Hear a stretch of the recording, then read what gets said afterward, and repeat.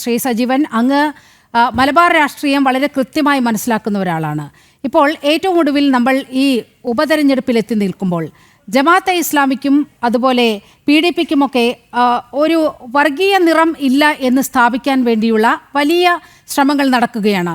SDPI ഈ popular ഫ്രണ്ടിൻ്റെ ഈ ലിസ്റ്റുമായി ബന്ധപ്പെട്ട് NIA കോടതിയിൽ സമർപ്പിച്ചിരിക്കുന്ന വലിയൊരു കാര്യമുണ്ട്. ഈ SDPIയിലൂടെ രാഷ്ട്രീയ അധികാരം കൈയാളി 2047 എത്തുമ്പോൾ ഇസ്ലാമിക രാഷ്ട്രം സ്ഥാപിക്കുക എന്ന വളരെ കൃത്യമായ ലക്ഷ്യത്തോടെയാണ് പോപ്പുലർ ഫ്രണ്ട് പ്രവർത്തിച്ചിരുന്നത് എന്നാണ്. പോപ്പുലർ ഫ്രണ്ടിൻ്റെ മുൻനിര നേതാക്കളെല്ലാം അറസ്റ്റിലായിട്ടുണ്ട്. പക്ഷേ രണ്ടാം നിര നേതാക്കളും സ്ലീപ്പർ സെല്ലുകളും ഒക്കെ വളരെ ആക്റ്റീവായ ഒരു കാലത്തിലൂടെയാണ് നമ്മൾ മുന്നോട്ട് പോയിക്കൊണ്ടിരിക്കുന്നത്. അപ്പോൾ ഈ SDPIയെയും ഇത്തരത്തിലുള്ള ഇന്ന് തന്നെ നോക്കൂ, ആൻ്റണി അദ്ദേഹം ചെയ്തത് എന്താണ്? SDPI അവരുടെ വാർഷിക ദിനത്തിൽ, അവരുടെ പിറന്നാൾ ദിനത്തിൽ മധുരം കൊണ്ടു കൊടുക്കുകയാണ് MP അത് അതീവ മധുരത്തോടെ അത് നുണഞ്ഞിറക്കുകയാണ്. അപ്പോൾ ഇത്തരത്തിലുള്ള വർഗീയ ശക്തികളെ തള്ളണോ കൊള്ളണോ എന്നുള്ളതാണ് ഇവിടുത്തെ ജനാധിപത്യ പാർട്ടികളുടെ മുന്നിൽ നിൽക്കുന്ന വിഷയം. അപ്പോൾ അവരെ ഉൾക്കൊള്ളണം എന്നത് തന്നെയാണ് ഓരോ ദിവസവും ഓരോ അനുഭവവും നമ്മെ പഠിപ്പിക്കുന്നത്. ഇത് കേരളത്തെ എവിടെ കൊണ്ടു ചെന്നെത്തിക്കും? SDPI പോപ്പുലർ ഫ്രണ്ടിന്റെ രാഷ്ട്രീയ സംഘടനയാണെന്നുള്ള കാര്യത്തിൽ സംശയമില്ല. പോപ്പുലർ ഫ്രണ്ടിന്റെ നേതാക്കന്മാർ തന്നെയാണ് SDPIയുടെയും നേതാക്കന്മാരായിട്ടുള്ളത്. അതിനു മുൻപേ തന്നെ പോപ്പുലർ ഫ്രണ്ട് എന്ന് രൂപപ്പെടുന്നതിന് മുമ്പേ തന്നെ NDF ആയിരുന്നു ഉണ്ടായിരുന്നത്. NDF ആണ് പിന്നീട് ഒരു ഘട്ടത്തിൽ അവർക്കെതിരെ കാര്യങ്ങൾ നീങ്ങുന്നു എന്ന് വന്നപ്പോഴാണ് പോപ്പുലർ ഫ്രണ്ട് എന്നുള്ള ഒരു പ്രസ്ഥാനം ഉണ്ടാക്കുന്നത്. അത് കഴിഞ്ഞാണ് പിന്നീട് SDPI എന്ന് പറയുന്ന രാഷ്ട്രീയ പ്രസ്ഥാനം ഉണ്ടാക്കുന്നത്. അപ്പോൾ സ്വാഭാവികമായിട്ടും, പക്ഷെ ഇവിടെ ഒരു കാര്യമുള്ളത്, നിരോധിക്കപ്പെട്ടിട്ടുള്ളത് പോപ്പുലർ ഫ്രണ്ട് ആണ്, PFI ആണ്. SDPI ഇപ്പോഴും നിരോധിക്കപ്പെടാത്ത പാർട്ടി ആയതുകൊണ്ട് സ്വാഭാവികമായിട്ട് അവർക്ക് അവരുടെ രാഷ്ട്രീയം പറയാനുള്ള അവകാശമുണ്ട്. അത് കൃത്യമാണ്. ഇപ്പൊ ജമാഅത്തെ ഇസ്ലാമി അവർ നേരിട്ട് രാഷ്ട്രീയത്തിൽ ഇടപെടുന്നില്ല. അവരുടെ രാഷ്ട്രീയ സംഘടനയാണ് രംഗത്തേക്ക് വരുന്നത്. ജമാഅത്തെ ഇസ്ലാമിയും നേരത്തെ അടിയന്തരാവസ്ഥ കാലത്ത് നിരോധിക്കപ്പെട്ട പ്രസ്ഥാനമാണെങ്കിൽ പോലും പിന്നീട് അവർ നിരോധിക്കപ്പെടാത്തിരുന്നാണ്. അവരുടെ കാര്യത്തിൽ നമുക്കറിയാവുന്ന പോലെ VD സതീശൻ പറയുന്നത് പോലെയല്ല, അവരുടെ രാഷ്ട്രീയ നിലപാട് ഒരിക്കലും മാറ്റിയിട്ടില്ല. 1941 മൗദൂദി ഈ പ്രസ്ഥാനം ഉണ്ടാക്കുമ്പോൾ അതിന്റെ അടിസ്ഥാന തത്വം എന്ന് പറയുന്നത് തന്നെ രാഷ്ട്രീയവും മതവും ഒന്നാണ്, വ്യത്യാസമില്ല. മതത്തിൽ അടിസ്ഥാനപ്പെടുത്തിയിട്ടുള്ള രാഷ്ട്രീയമാണ്. അതായത് ഇസ്ലാമിക ശരീഅത്തിനനുസരിച്ചുള്ള ഭരണമാണ് വേണ്ടത് എന്നാണ് ഈ മൗദൂദിയുടെ നിലപാട്. ആ നിലപാടിൽ നിന്ന് അവർ എപ്പോഴെങ്കിലും മാറിയതായിട്ട് നമുക്കറിയില്ല. മാത്രമല്ല, കേരളത്തിലെ തന്നെയുള്ള ജമാഅത്തെ ഇസ്ലാമി നേതാക്കന്മാരുടെ പ്രസംഗങ്ങളിലൊക്കെ ആ നിലപാടിനെ കുറിച്ച് പലപ്പോഴും, ഇപ്പോഴല്ല നേരത്തെയുള്ളൊക്കെ വന്നിട്ടുണ്ട്.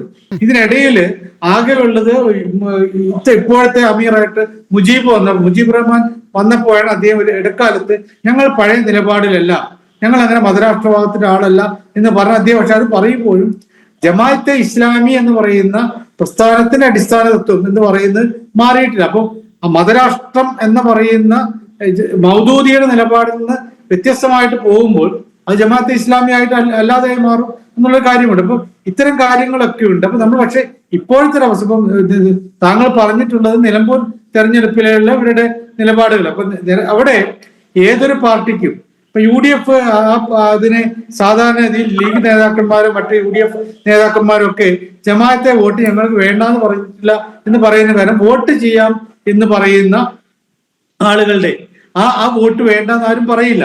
ഇപ്പൊ അത് വ്യക്തിയുടെ താല്പര്യമാണ്.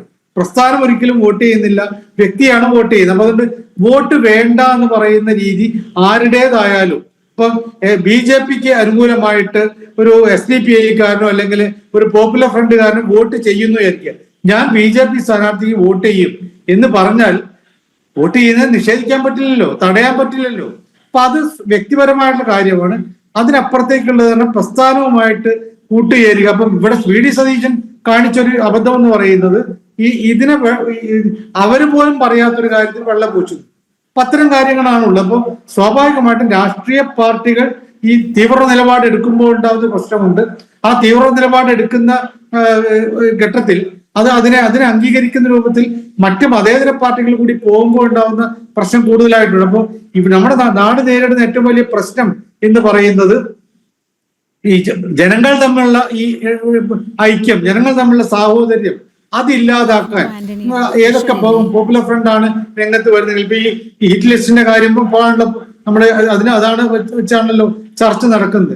ഹിറ്റ് ലിസ്റ്റിന്റെ കാര്യം ഇത്രയും ആളുകളെ കൊല്ലാനാണോ ആ ഹിറ്റ് ലിസ്റ്റ് ഉണ്ടാക്കിയത് എന്നുള്ള കാര്യം എനിക്കറിയില്ല. എന്തായാലും അങ്ങനെ ഒരു ദുഷ്ടലാക്ക് ആക്രമിക്കുക എന്ന ലക്ഷ്യത്തോട് കൂടിയാണെങ്കിൽ പോലും ഒരിക്കലും അംഗീകരിക്കാൻ പറ്റാത്ത കാര്യമാണ്. അങ്ങനെ ചെയ്യുന്ന പ്രസ്ഥാനങ്ങളെ അങ്ങനെ ചെയ്യുന്ന വ്യക്തികളെയും ക്രിമിനലുകളായിട്ട് തന്നെയാണ് കണക്കാക്കേണ്ടത്. അത് മതത്തിനെ പോലും കൂട്ടേണ്ടില്ല. കാരണം മതത്തിനപ്പുറത്തേക്കുള്ള ക്രിമിനൽ രാഷ്ട്രീയമാണത്. ആ ക്രിമിനൽ രാഷ്ട്രീയത്തെ അംഗീകരിക്കാൻ പാടില്ല. ജനങ്ങൾ തമ്മിലുള്ള സാഹോദര്യവും ഐക്യവുമാണ് ഉണ്ടാവേണ്ടത്. അതിനെവിടെയൊക്കെ പ്രശ്നമുണ്ടാവുന്നുണ്ടോ ആ സമയത്ത് നിരോധിക്കേണ്ടതിന് നിരോധിക്കണം. അവരുടെ നടപടികൾക്കെതിരെ നടപടിയിലേക്ക് പോകണം. അതിന് വെള്ളം പൂശുന്ന തരത്തിലുള്ള രീതിയിലുള്ള ഒരു പ്രവർത്തനങ്ങൾ ഒരാളുടെ ഭാഗത്തുണ്ടാവാൻ പാടില്ല എന്നുള്ളതാണ് എൻ്റെ അഭിപ്രായം. പക്ഷേ ശ്രീ എ സജീവൻ, എന്തുകൊണ്ടാണ് നമ്മുടെ മാധ്യമങ്ങൾ പോലും ഇത്തരത്തിൽ ഇത് ജിഹാദാണെന്നും ഇത്തരത്തിൽ മതഭീകരതയാണ് ഇവർക്ക് പ്രോത്സാഹിപ്പിക്കുന്നത് എന്നുള്ള കാര്യം എന്തുകൊണ്ടാണ് മാധ്യമങ്ങൾ അത് ചർച്ച ചെയ്യുക പോലും ചെയ്യാത്തത്? ഇത്ര വലിയൊരു വിവരം NIA കോടതിയിൽ സമർപ്പിക്കുകയാണ്. PFI നിരോധിച്ചു എന്നതുകൊണ്ട് മാത്രം തമസ്കരിക്കാവുന്ന വിഷയമല്ല. ഞാൻ നേരത്തെ സൂചിപ്പിച്ചതുപോലെ അവരുടെ രണ്ടാം നിര നേതാക്കളുണ്ട്. രാഷ്ട്രീയ രൂപമായ SDPI വളരെ സജീവമായി കേരളത്തിൻ്റെ രാഷ്ട്രീയ മണ്ഡലത്തിൽ നിൽക്കുന്നു. ഒപ്പം തന്നെ സ്ലീപ്പർ സെല്ലുകൾ വളരെ സജീവമാണ്. എന്തുകൊണ്ടാണ് നമ്മുടെ മാധ്യമങ്ങൾ പോലും ഈ പക്ഷപാതിത്വം കൈക്കൊള്ളുന്നത്? ഒന്നാമത്തെ പ്രശ്നം എന്ന് പറയുന്നത് NIA കൊടുത്തിട്ടുള്ള ഒരു അഫിഡവിറ്റ് ആണ്. അപ്പൊ ജാമ്യം നിഷേധിക്കുന്നതിന് വേണ്ടി ഉന്നയിച്ചുള്ള തടസ്സവാദമാണ്. ആ തടസ്സവാദത്തിൽ ഇപ്പോഴും നമുക്കറിയാത്ത, എനിക്ക് കൃത്യമായിട്ട് അറിയില്ല, ഈ പറയുന്ന രൂപത്തിലുള്ള ഹിറ്റ് ലിസ്റ്റ്, ആ ഹിറ്റ് ലിസ്റ്റിൽ എന്തെല്ലാം ചെയ്യാനാണ് ഉദ്ദേശിച്ചിട്ടുള്ളത് എന്നുള്ള കാര്യം പറയുന്നുണ്ടോ ഇതുവരെ പുറത്തു വന്നിട്ടില്ല. NIA കൊടുത്തുള്ള ലിസ്റ്റിൽ ഇവരിപ്പോ ഇങ്ങനെ ഇവരുടെ കയ്യിൽ ഇന്ന ആളുകൾ എടുത്ത് പിടിച്ചെടുത്ത രേഖകൾ. ശ്രീ സജീവൻ, അങ്ങനെ ഒരു കോടതിയെ തെറ്റിദ്ധരിപ്പിക്കാൻ പറ്റുമോ? NIA പോലുള്ള ഒരു അന്വേഷണ ഏജൻസിക്ക് വളരെ കൃത്യമായി മുദ്രവെച്ച കവറിൽ കോടതിയെ കാര്യങ്ങൾ ബോധിപ്പിച്ചിട്ടുണ്ട്. ഈ ഹിറ്റ് ലിസ്റ്റിലെ പേരുകളൊക്കെ ഒരുപക്ഷെ നമ്മുടെ മുന്നിൽ പുറത്തു വരില്ലായിരിക്കും. കാരണം അതീവ രഹസ്യമായി കൈകാര്യം ചെയ്യേണ്ട വിവരങ്ങൾ തന്നെയാണ് അതിലുള്ളത്. ഒരുപക്ഷെ പലർക്കും അറിയില്ലായിരിക്കും ഇവർ ഇത്തരത്തിൽ PFIയുടെ ലിസ്റ്റിൽപ്പെട്ടവരാണ് താൻ എന്നുള്ള ബോധ്യം ഒരുപക്ഷെ ഈ ലിസ്റ്റിൽപ്പെട്ട ആർക്കും തന്നെ ഇല്ലായിരിക്കാം. അവരെന്തിന് പിന്നീട് ജീവഭയത്തോടെ ഇങ്ങനെ കഴിയേണ്ടി വരുന്ന ഒരു അവസ്ഥയൊക്കെ ഉണ്ടാകും. അപ്പോൾ അത്തരത്തിൽ ആ ലിസ്റ്റ് പുറത്തു വിടുന്നതിലല്ല കാര്യം. ഇവർ ഉന്നയിച്ച രാഷ്ട്രീയം അതിനെ ചെറുക്കേണ്ടതല്ലേ? ആ ലിസ്റ്റല്ല നമ്മുടെ മുന്നിലുള്ള വിഷയം, അവർ ഉന്നയിക്കുന്ന രാഷ്ട്രീയം തന്നെയാണ്. അല്ല, ഞാൻ പറയുന്നത് അതാണ്. ഇതിലെ പ്രതികൾ കൊടുത്ത ജാമ്യാപേക്ഷ തഴക്കുള്ള തടസ്സവാദമാണ് NIA കൊടുത്തിട്ടുള്ളത്. ആ കൊടുത്തിട്ടുള്ളത് കോടതിയുടെ മുമ്പാകെ ആണുള്ളത്.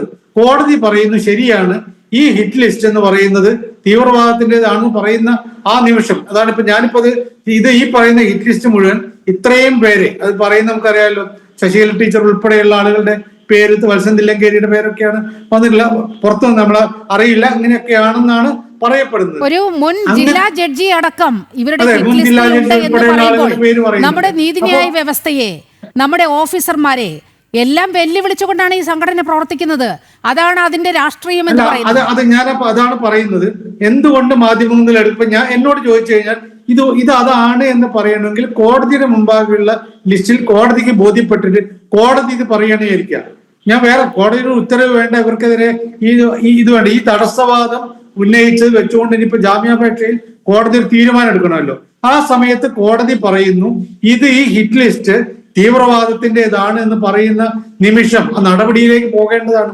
അതുവരെ ഇപ്പൊ ഈ ഹിറ്റ് ലിസ്റ്റിന് എനിക്കിപ്പോഴും അറിയില്ല എന്താണ് ഹിറ്റ് ലിസ്റ്റിലൂടെ ഉദ്ദേശിച്ചിട്ടുള്ളത്.